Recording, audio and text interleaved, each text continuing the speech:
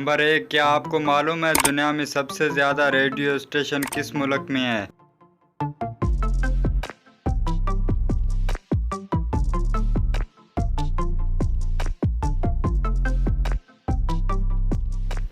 जवाब है America. Number 2, ऐसी क्या चीज़ है जो लड़की खाती भी है और पहनती भी है?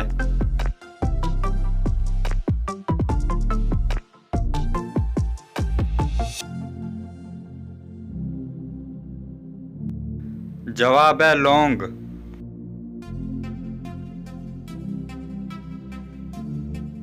नंबर 3, किस मुल्क में सबसे ज़्यादा ट्रेनें चलती है?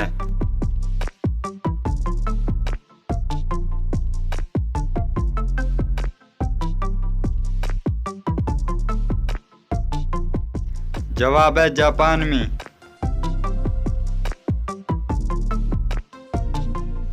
नंबर 4, दुनिया का वो ऐसा कौन सा मुल्क है जिसमें सबसे ज़्यादा झोंपड़ियाँ हैं?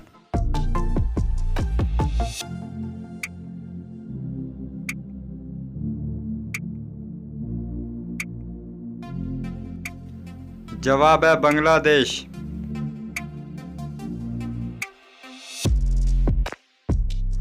नंबर 5, दुनिया का ऐसा कौन सा जानदार है जिसका दिल उसके दिमाग में होता है?